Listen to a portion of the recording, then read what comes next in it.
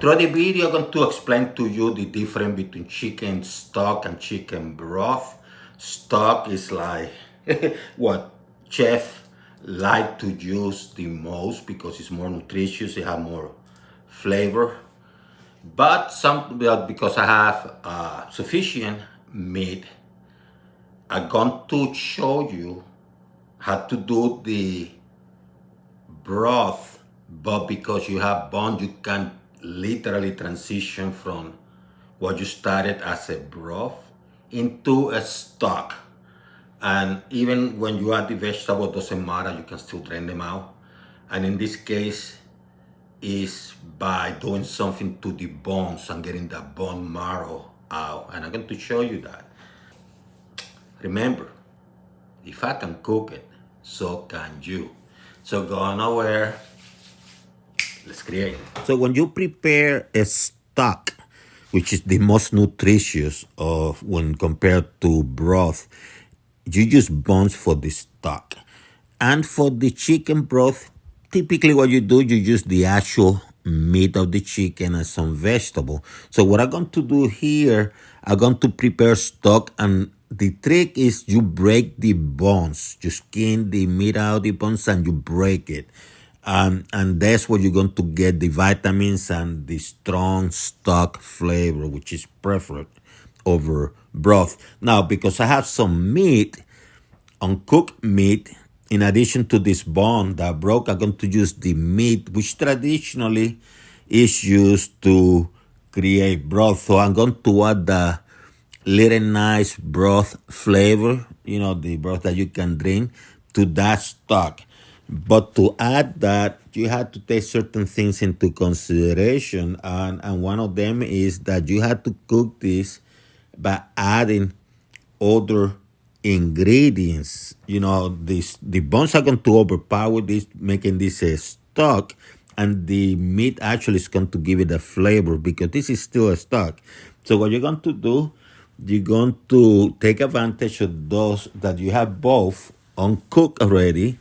So pure vitamins are going to come out there, and you're going to start adding the vegetables that traditional used for broth but we're going to use it for the stock. So you got carrots, celery. I even have some cilantro and some okra that I have left that I didn't want to throw away. You don't have to peel it beautiful. You just cut them without peeling.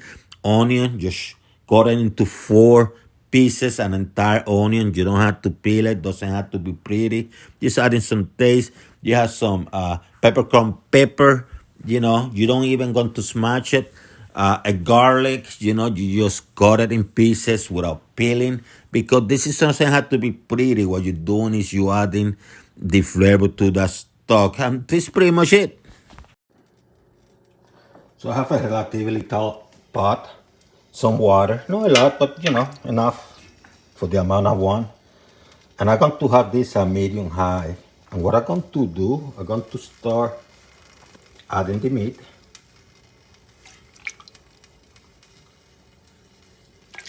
And also going to add all the other ingredients. The vegetables, the carrots, everything. Celery, garlic, the onions,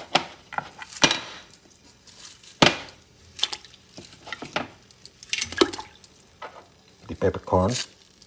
Notice that I'm not going to add salt because I'm going to control the salt content of this stock.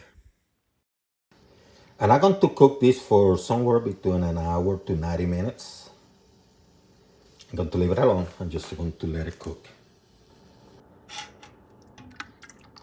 So about 95 minutes later, look at this beauty.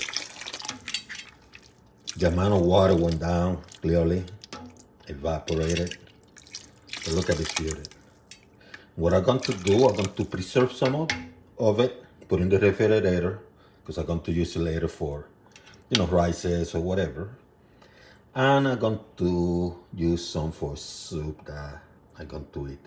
in a few. So something about the final result is that because I had bones in there and I broke the bones to get the marrow out, the marrow out of the bones, bone marrow, it became a stock more so than a broth. See how dark and nice? And the taste is the taste of a stock. Even when I added all this other stuff, so the bone, when you break it, it overpower the meat by becoming more of a stock than a broth. And that's what I wanted to show you today.